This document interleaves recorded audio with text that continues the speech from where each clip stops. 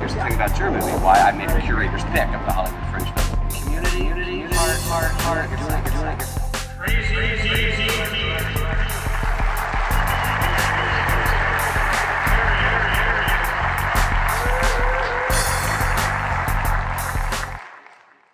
They got whatever it is out there. We got to get somebody who does the work of the people.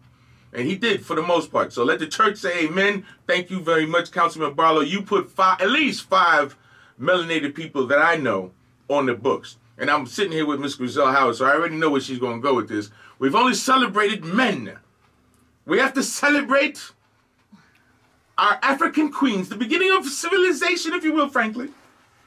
So, yes, yes, that's announcing our next guest for the moment, because we're going to talk with Professor Merira Kwesi in a minute. But we haven't celebrated any black women. So next year, 2019, with the help of the community, I can keep these things going, because I appreciate y'all, and I hope you appreciate coming out. And man, the crowd is just, you know, the what? kids, man. So now that you mentioned the kids, now we've stressed children. That's right. Children, because kids are goats. Kids are goats. Yes. Children. It is very important. Children. Miss Grazell Howard, as you all would know, she's getting in the conversation. Go ahead, though. So since we've been doing this, we've stressed the importance of bringing your children. Last night was a prime example. When Dr. Rashidi finished his presentation, the young man, he said that he would take questions. There was a little boy, 13 years old. No one could raise their hand fast enough to ask his question. And his question was, he wanted to know who that was that looked like President Obama. Right. And he wanted to be clear on who he was and what all of that was about. He was so inspired. And when Dr. Rashidi asked him, what did you think of the presentation? His entire face and spirit lit up. Said he loved it. He said he loved it. And it was not animated, video game. It was not rigged. So parents, to continue to say your children are only interested in playing video games and super animated 3D, it's not true. Our children are thirsty for their knowledge. To lift up Rashidi with this, if you know your history, then you love yourself more. That was the best takeaway of the evening. If you know your history, it is the #1 way you show you love yourself more. I want to thank Councilman Ricky Barlow and his office. This election for the 5th Ward is very important because of these things. Hopefully the person that will receive the vote of the community will recognize the importance of the Kemet in the Desert series, and we can continue to get proclamations, because next year I want to give a proclamation to a black. We're going to make black women the whole thing. Well, you know, that's the other thing about Rashidi. Rashidi stressed the God and Goddess energy required in our community. The God and you have to Goddess. break that down now a little. The masculine and the feminine energy is required for us to heal ourselves and to keep moving forward. And you know, the other day on the breakdown, y'all kept talking about the Black Panther, but what the Black Panther really showed you is the goddess has always been the God warrior for the God man. Pay attention, black women. All the warriors were what? Women. The goddess energy has always protected the black man. And remember, Black History Month didn't start with slavery. Right. Slavery, if you blink your eyes, that's really the length of time slavery was in our rich history. Slavery was just a blink of the eye. If you know the history. So as Franklin says, the sojourns to Kemet, that's what that really reminds you. We come from kings and queens. Tell your children that every day. Every day. If you didn't know any people before you, cut out pictures. That's what, you know, that's what Doctor used to always say. Paste Asa Hill, you would say, create them. Create ancestors. Go to some old antique show and put up some black people from the 18th century and just say, that was your great-great-great auntie. And she was a mathematician. We can create stories if you don't have stories, but our rich history provides you with enough stories. Remind your children every day that our history did not start with slavery. And on that fact, that's the perfect segue to one of our featured speakers for tonight, Professor Merira Kwesi. Merira, how are you doing? This is Franklyn G. Doing Hotep. just Hotep. fine. Doing just fine, Brother Franklin. Thank you for having me on the show. Oh, we got to get your energy, because as I was just stating, we have a lot of male energy, and I recognize that you bring some powerful PowerPoint information that you have seen, witnessed, and taught, and lectured me and my lovely wife in Kemet.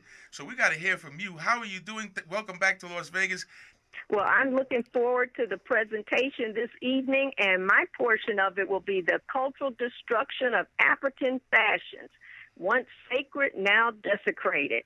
And that's a visually documented presentation that gives the manner, the symbols, the styles, and the practices relating to fashion have been plagiarized and plundered and desecrated.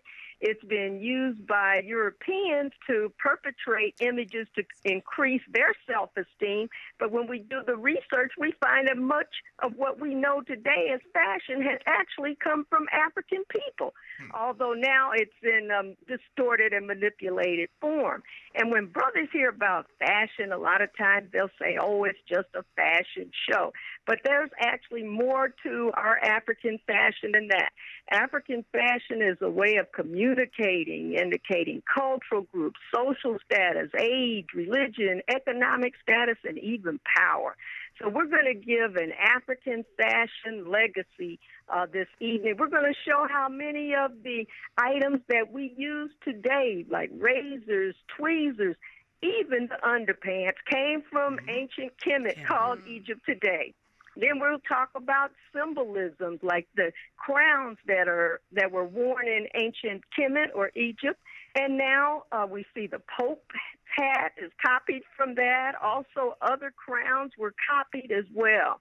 And then we'll take it into the Moors and show what the Moors brought to Europe and how they helped to clean Europe up.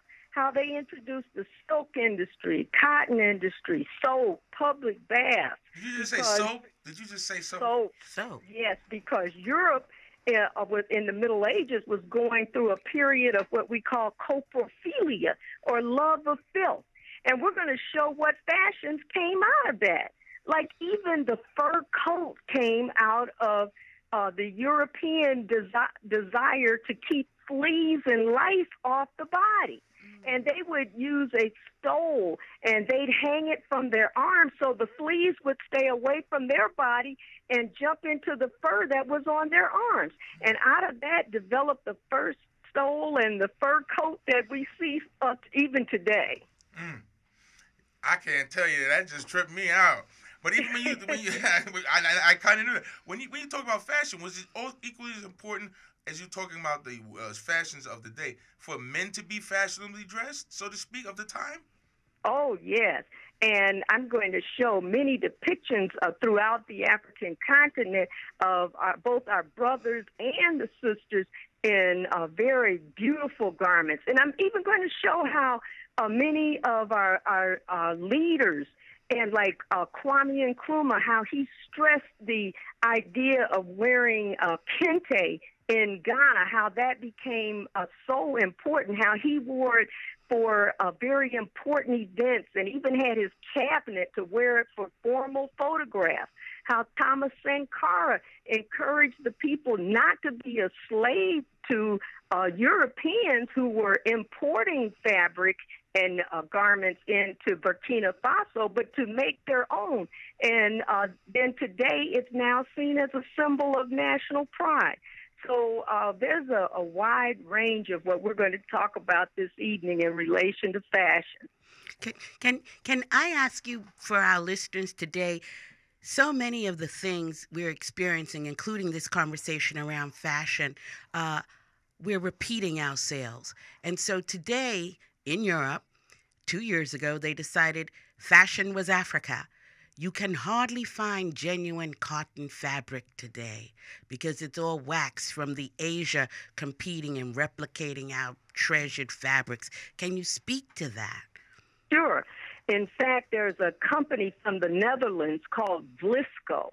And what they did, they actually, they were a colonial company, and they copied Indonesian products and then sold it to the African market. And so the African market really loved these designs. But now what's happening with Blisco, now the Chinese are coming in. And the Chinese are trying to undercut companies like Blisco, this European country. And so now they're in a trade battle to sell what we would consider African cloth to African people. It is painful. I was in Zambia, and I could not find one piece of cotton. Everything was made in Taiwan or China. So for our listeners, we have a goddess on the line. We are sitting at her feet. We are sipping the nectar of her intelligence. And for the record, she's the only woman who's presented at Kemet in the Desert. So we're working on this in goddess power. I am excited to see you this evening. And I ask before you hang up, tell us how we can ensure that when we purchase fabric, that we are purchasing the fabric that you speak of, whether it's the kente, whether it's the mud, whether it's the indigo. Help us, because some of us will not surge into Africa, but we are always victim of Africanization, as I call it. They've monopolized everything black. Right. And what it really goes back to is just understanding and learning when we purchase these garments. And for example, you talked about the kente, but I'm also going to talk about the bokolanfini, which is the mud cloth. And I'm going to give information on it, how it's woven. That's from the Bamana people of Mali, and it's a sacred cloth. Yet today, we'll call it the mud cloth, but mud is in the design, but the actual name is bokolanfini. So we'll cover that. We're going to show the weavers and talk about what was made and where it comes from, to give a history. So when we do purchase the garments, then we'll know exactly what we're getting. And we're going to talk about brothers and sisters in this part of the world too, how they made so many innovations in terms of fashion. Like, for example, Sarah T. Boone, she was the one who had the patent for the ironing board. George T. Sampson, the clothes dryer. George Washington Carver, the wizard from Tuskegee, made a whole line of cosmetics called Carveline Cosmetics, and it also included shampoo. So we're going to go around the world this evening with fashion. Thank you so much, Merira. I will talk with you. We'll see you over lunch, and we'll see you tonight. Thank you, Goddess Merira. Thank you. Thank you, sister. Hotep. Hotep. Hotep, y'all. George Washington Carver. Let's keep him uplifted, you know? Yeah. Hey, when you go to the paint store and you pick up that little strip and you trying to match all of that, that was such a perfect invention. No one has ever recreated that pattern, a black man. Home Depot, Lowe's, hardware store. When you pick up that little strip and it has the paint and you're trying to decide if your boudoir is going to be bubblegum pink or if the kitchen is going to be old-fashioned yellow, that strip. The paint strip. Yes, sir. He invented that. That's created correct. that. That's correct. And the invention is so perfect, it's never been improved. When you know your history, you love yourself more. Well, you just got a lesson. Everybody just got a lesson. Y'all. I'm actually looking forward tonight to hearing about the fashion, because that's like really exciting to me, because a lot of what you guys were speaking of, I didn't know, and I'm just being honest. So I'm sure if I didn't know, there's probably a lot of other people that didn't know. So we definitely need to come and get this history. And again, I do believe that if our children know their history, they do better. For sure, they're they feel proud. better. They hold their heads up high. But I'm really wanting her, and I'm sure she will talk about Nefertiti, the discovery of her, and now they're having this big controversy about her skin tone. So it's not a controversy. We know, it's not a controversy. We know, but I'm really excited about hearing what she has to say about that, because I know that she's done a lot of research for many, many years. 40-something years. I'll put her age out there, but I'm telling you. There's no controversy. The controversy is speak truth to power, know your own truth, or continue kind of the monetization and the whitewashing of your mind, okay? And I loved Elizabeth Taylor as a person, as an HIV advocate, as a movie star, But Elizabeth Taylor would not the complexion of Nefertiti, huh? Mm-hmm. Well, come out tonight and you'll see the images in stone. But we got some phone callers on the line. If you want to hit us up, 702-647-3688. If you came out last night, we definitely want to know what your opinion of the performance or exhibit or whatever you want to call it, your Black History moment. But we're definitely doing it again tonight at the West Las Vegas Library Theater. Doors open at 6. The big promise is that you have to stay in the lobby for a little while. But we will open the theater roughly just about 6:45, a little before 7. 6:30. But let's come on out. We got some people on the phone line. I lost one. I seen y'all going. But if you want to get back in, 702-647-3688. Good morning. How you doing? Welcome to the Like It Is Radio Nation. Tell me you got me locked in on Facebook. You're a constituent. You're already listening. Always, and good morning to everyone. Good morning.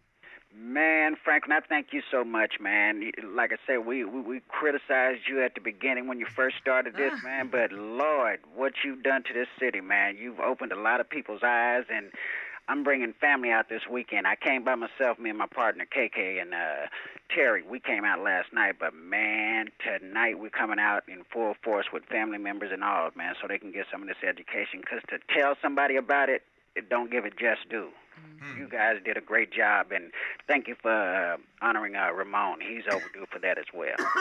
Thank you. Did you enjoy everything? Everything, man. Everything. It was great, man. It was just, I even wanted to ask the question, well, where did white people come from? But I couldn't get it, but I'm just continuing to listen. In the history, man, they didn't teach us that in school, and I'm 52 years old, so it's like learning now. Yeah, well, come get the sunshine. We'll look forward to seeing you tonight. And you can bring Terry out again. It was good seeing Terry. He was all up in it. Oh, yeah, man. So I'm just going to listen, man. Enjoy your show, and I'm be there this weekend. All right, man. Thanks so much for your support over the years, and thanks for hanging with me, man. I got you, babe. All right, now. All right, peace. It's all good. Well, that's how the folks be out here. I didn't like you in the beginning. I barely like you now, but you do some things. But well, you know what? If everybody likes you, you should really know that's because you're not doing anything. Okay. And that is a rule that you should look for in your office, at your church, everywhere. If everybody likes you, you're not doing anything. Because as soon as you take a stand, or you exercise courage, or you commit to change, that's when people have opinions about you. So if nobody has an opinion but they like you, then maybe you're not doing anything. I like that. Well, I guess some folks don't like me then, and I must be doing something. In any event, this is how we do it. We work everything out, and again, it's just about putting it back into the community what the people needs. There we go. Life from behind the board. But it's important to come out and hear these master teachers. That's what they are. They have been doing the field work, if you will, and that includes Dr. Rashidi, and that includes Mr. Ramon Savoy and Mr. Antonio Fargas. Mm-hmm. They've been in the field tilling, doing the work. And here's an opportunity which you get to sit with them. You have to be on a college campus. You have to be in some special lectern. We Power 88. That's all I can say. Part of the fabric of the community that makes this whole thing work. Everybody got to have their own little vineyard, but I guess this one's mine, and we'll work on it together. And it's Black Weekend in the desert. It's Black Weekend in the Mississippi of the West. Still today. Yes. 2018, good people in the Mississippi of the West. Y'all woke? Because guess what? A lot of things we're seeing, we've seen before. Go with it. What you talking about? We've been bought and paid for. If you under the age, watch out now. Under the age of 15, this is not for you. If you over the age of 40, this is all for you. We have seen this before. Anybody over the age of 70, they will tell us they have bought and paid for us. So the fact that we're irrelevant in the news, the fact that Black people are dying in the street, the fact that they're eroding our rights, the fact that you have someone who sits in the White House who feels free to advocate and agitate for discord in these United States, People died for us to read. Black people died for us. White people too. People died for us to vote. People died for us to be entitled to access to health care. People died for us to be entitled to home ownership. People died for us to sit here right here at Power 88 and have an opinion and speak freely and sleep freely in your home. People have already died for us to enjoy the things that are our entitlements, as Barbara Jordan would say. Watch out now. So why are we back here again? Are we woke? Why are we having the conversations that our ancestors sacrificed for us not to have again? Why? Because they haven't fulfilled it. Who's the they? We, us. Who's the we? Who we waiting on? Us. Black Weekend. Yep. In the Mississippi of the West. There should be standing room only at the West Las Vegas Library. I had the privilege of being a guest in Las Vegas the weekend that library opened. That's a long time ago. It is still a jewel here. For sure. That and the Art Center. And the Art Center. Are we relevant? We relevant here, 88. But are we relevant as a people? The judging of that national opinion of blackness? No. So DACA's ahead of us. We've seen this before, but we are so irrelevant that people fighting for immigration don't even mention us anymore. They think they built the country. Well, we were the original dreamers. I often make that point. I don't know if we were dreamers or not because they came here voluntarily. So now let's keep these stories straight. Last time I was here, I was trying to have an intra-race conversation.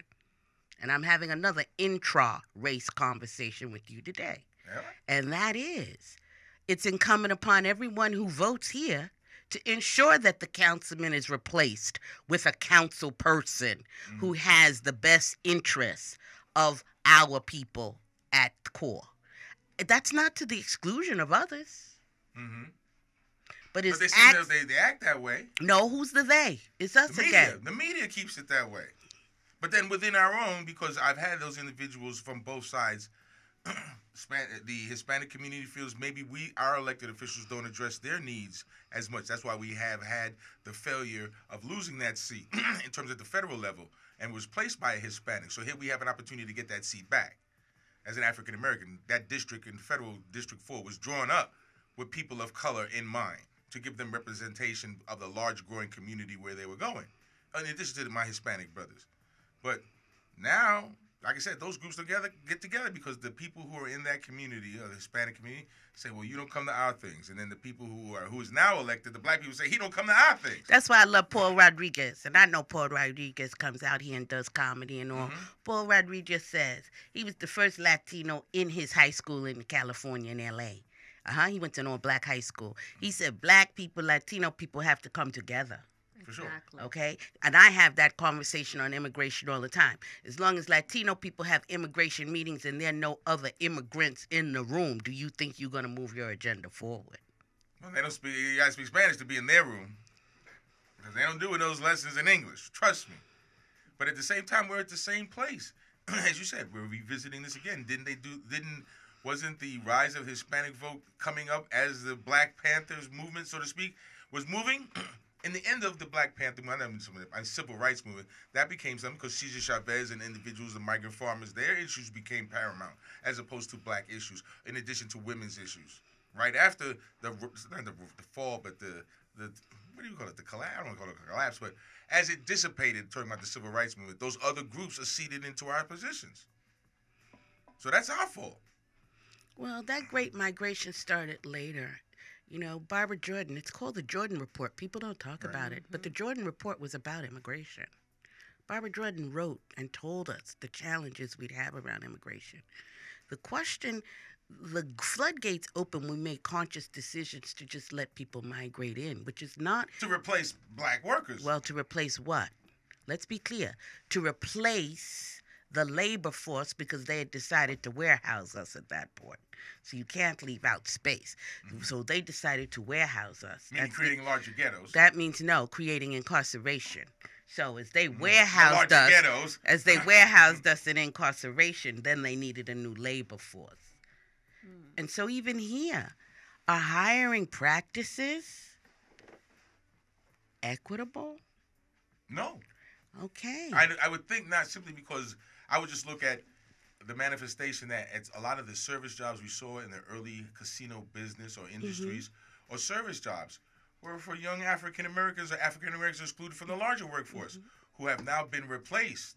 Because don't get me wrong, I'm not against it. I'm just saying what I see. When I go to McDonald's, if you see a black person, but if they trust me, it's not our community, because even after you make an order, they talk in another language amongst themselves, placing your order. And if you don't speak that language, which a lot of us don't, you won't see them working in those organizations. Do we advocate to have representation in organizations any longer? There's so many groups out here that are advocating every day. Aren't there? You got the traditional groups, you got the new groups. What traditional groups? NAACP, Urban League, Coalition of 100 Black Women, 100 Black Men, Alphas, the whole Greek nation. Well, it's an interesting question. Are Greeks relevant today? Well, are those organizations relevant today in the way that they were before? That's a real question. Well, were they relevant before within the college campuses? Outside of the college campuses, unless you was one, you didn't. If you didn't know the secret handshake, you couldn't get the job. You didn't carry a red cane. But I would wonder, with all these black organizations, if we could come together, take egos out of it. Let's deal with issues. Let's take egos, because it's not about your ego. It's not about that. It's about equality and everything that we're fighting for. So if we could get these black organizations, the leaders of these black organizations together in a room and come up with one thing that we want to fight for. But I'm just saying. They don't get along amongst themselves. But I'm just saying, if we could come up with one thing to fight for that would expand the fight to help with other situations. Right. A unified platform. Right. But black people don't have an agenda. A national agenda or even a local agenda. This is my point exactly. And so how can you not have an agenda at a time when, but for the Black Panther movie, you'd almost think that black people were being kind of eroded from American agenda.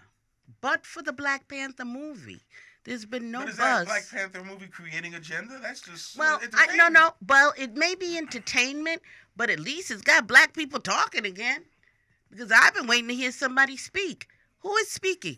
Who is speaking on anything unapologetically black, for black people, about black people, by black people? Who? You. Well, but I pick topics, right? I pick topics, okay? And, I pick topics basically in advocacy and health. Right. Hey, Franklyn G presents Black Weekend 5th anniversary in Las Vegas, Nevada. Every black organization should show up tonight and tomorrow and bring your banner. Be represented. Be represented so that we at least know that you want to be relevant. This is a nonpartisan issue. The issue is know your black history so you can love yourself more. So every black organization should be present and bring your banner so we know you're represented. It is the place to be, the West Las Vegas Library. Black History Weekend. West Lake Mead Boulevard. It's on tonight. We got some people on the phone line. Good morning. How you doing? Welcome to the Like It Is Radio Nation. Hello. Tell me you got me locked in on Facebook. You're a constituent. You're already listening. Hello, this is Catherine Duncan. I want to comment on the National Black Agenda. We don't know that there is a National Black Agenda, and we would all get behind House Rule Bill H.R. 40. Which is? We could support the H.R. 40 has to do with reparations. Also, the United Nations has a website up because this is a decade of our people, according to the United Nations. You can go to un.org and look at the decade of the people of African descent in America, and the United Nations has sanctioned America for its treatment of its African American citizens. The only thing we're lacking is information that's happening outside of our country, because the news that's getting to us is filtered. So we don't know that the rest of the world is looking at our condition here in America, and they're standing firm to help us, black people, get out of our condition. But we've got to get educated about what the United Nations is doing, follow their 35 recommendations, and then we can all be on the same page. All right. So go to UN.org, look for the people of African descent from the International Council on Human Rights that was presented September 2016. All right. And if we can all get on that same agenda, we can move forward and find our own promised land. Well, we got to get our elected officials to try to address it. While it has been adjudicated in the World Court on behalf of the CARICOM nations, which are the Caribbean nations, and also suing the British companies that sold them into enslavement, if we don't get our elected officials, mainly the CBC, to push the impetus, it's not going anywhere. Well, it starts at the local level, which is why I'm supporting former Assemblyman Harvey Mumford. He already is on the road to it. But he's been on that road a long time, man. And since you interjected him, and just to keep it fair, he's been on that road a long time. What would you say to somebody who says that's refried beans? Okay, well, on that road, he's got multicultural education in the schools. He's got cameras on cops. He's gotten... you think he's gotten cameras on cops now? Let's be honest, Ms. Duncan. You recognize that came from the legislature, and he was there for a very long time. But it didn't happen until... He introduced the bill, and he got it, and he introduced the bill, and he got bipartisan support and got it passed. He was the sponsor. Well, and so and also he got multicultural, and he also wrote a bill, a jointly passed bill to revitalize the West Side. Well, I tell you what, I know we got a debate coming up. He'll have an opportunity to express himself, and I do appreciate your call. But the phone lines are stirred up right now, so we're going to try to get this under. But as I said, just because you brought that platform up, don't get me wrong. I'm not addressing him personally, or this is just professional. Mm-hmm. The same way he got elected in this community is the same way he left this community. This community has basically not changed, and even in your time here, has not changed under some of these people's leadership. So I think that since you put it out there, we got to have a can of new. We got to get some new beans. Well, we believe that he's done a tremendous amount, and if he'd had any support from the other black elected officials, we'd be 10 times further than we have been. He's been carrying the ball single-handedly. I tell you what, I appreciate that. We can't give him this platform right now because we're going to come out to the debate. Thank you very much. Thank you so much for your support and everything. All right, let's get another phone line in because we're going to run out of time. Good morning. How you doing? Welcome to the Like It Is Radio Nation. Tell me you got me locked in on Facebook. You're a constituent. You're already listening. Good morning. Okay. In 1989, right there in the District of Columbia, I stood up with John Conyers about reparations. Have we forgot that? Have we forgot in Cobra? So when I was asked, why don't I send 60 children to see the Black Panthers, I said, how about the National Congress? How about the archives? How about the study of reparations? Huh? Right. How about that? If we want to continue the legacy, I sat under the feet of Frances Cress Welsing at her lectures in Washington, D.C. I lived there for 10 years. When I brought that information here, they thought I was crazy. But I had to call out the stormtroopers, and I'm still calling them out today to arrest those for aiding and abetting the enemy for the destruction of our people and ourselves. And this is what I've experienced here in not in the district, but right here in West Las Vegas, with some of them heads over there. So I want them to come up out of that sleep.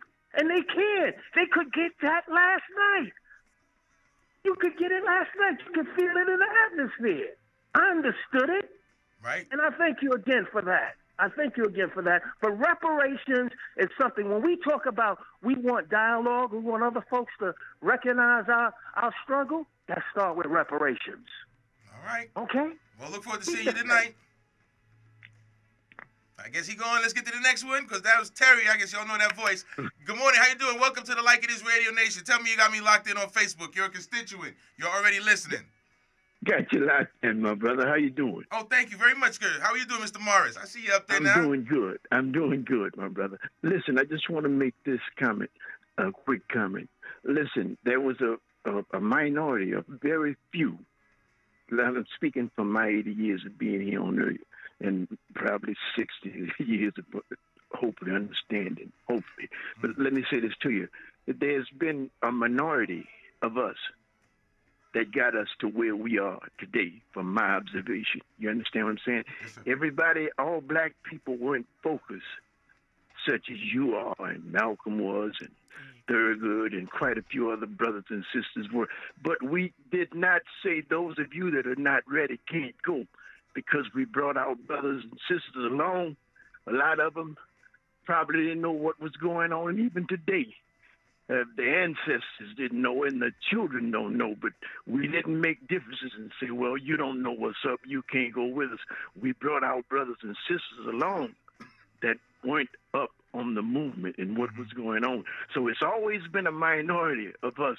We have to keep that minority that's strong. There's been a minority that went to college, the black colleges. They were the ones that stood out and did what they did. And when there was the brother on the corner getting high, you understand, not that he was trying to do anything to disrupt the movement, but he just didn't know what to do. So we've always had to carry our brothers and sisters that didn't know. And know one thing, my brother, we've come a long way, man. This is why we are bursting at the seams now.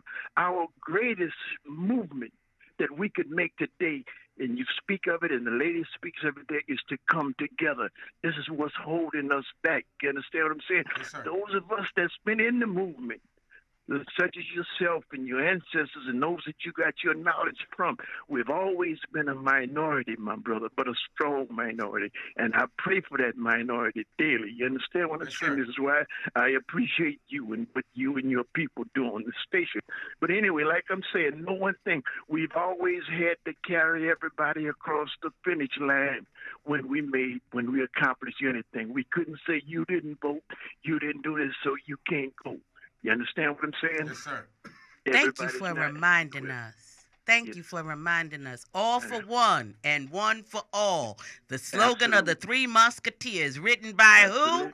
Alexander Dumas, a black man. Where is the biggest statue of Alexander Dumas? In the most beautiful park in Paris, France. All for one and one for all. That is our slogan. Thank you for reminding us. I have goose pimples. Thank you. Thank you. We needed you to remind us. All for one and one for all. Alexander Dumas. We are the Three Musketeers. Absolutely. Thank you so much, Brother Morris. Thank you so much, Mr. Morris. You have a great weekend, sir. Beautiful. You do the same. All right, we got one more we're going to try to squeeze in here. Good morning. How you doing? Welcome to the Like It Is Radio Nation. Thanks for staying on hold. Tell me, turn your radio down. Turn your radio down and we will get to you. Good morning. How you doing? Welcome to the Like It Is Radio Nation. Tell me you got me locked in on Facebook. You're a constituent. You're already listening. Yeah. Can you hear me? Yes, sir. My thing is about us as black people. We have to realize that it's not about us. It's about Christ. It's about Christ. We did not get put on this earth to be about us. That man gave his only begotten son for us to even be in a position to where we at now. Okay? We keep making it, and, you know, I'm 45 years old, man. And, you know what I'm saying, I look at what happened back then to now, and from what I'm hearing from you guys and what the world is seeing is no change. They said insanity is people that keep doing the same thing over and over again and get different results. And get the same results. The thing is, we're here for Christ. Well, what would you say, brother? What would you say to our Islamic brothers? What would you say to our Buddhist Namaste friends? I'll say the same thing, because Jesus died for the. Because they're not of that faith, they would not be worthy to be in the acceptance of God in heaven. I didn't say that. I said no. Jesus died for everybody. Remember, the Bible, at first it was just the Jews. Then the Gentiles came because the Jews refused to accept it. Jesus died for everybody. Well, and the thing is, we living on this earth. We living on this earth as black people, and they say black people got forgotten. First of all, we was celestial beings. It's only two beings on this world. Well, I tell you what, brother, man, I only got 1 minute and I got to close out. But I tell you, you're going to get an opportunity tonight to have your story heard and told by the individuals who saw it and can teach you in stone. While I appreciate the Christianity faith, we have to know it has been altered over time. The professors and master teachers that we're bringing tonight will be able to show you distinctly the story of Jesus, I believe, and some of the stories in the Bible. Ancient teachings. Before the Bible, my brother. BC, before Christ. So I'm not putting you down. We're going to close out and get out of here tonight, my brother. If you want to dialogue with master teachers about Jesus, as they have it, you have an opportunity to come out. 951 Westlake Mead Boulevard tonight. The 5th annual Kemet in the Desert series. We have master teachers, Professor Merira Kwesi and his lovely wife, Merira. They're going to show us some things. You're going to get to see Oscar Robinson in full rare thespian form. Platinum production. My man, if y'all don't know him, y'all better come learn about him. The Spirit Man. Fire. And the debate is coming up for those elected officials on Tuesday. And we got some next Saturday. So keep it locked right here to the People Station, part of the fabric of the community. It's real Kente here, y'all. Peace.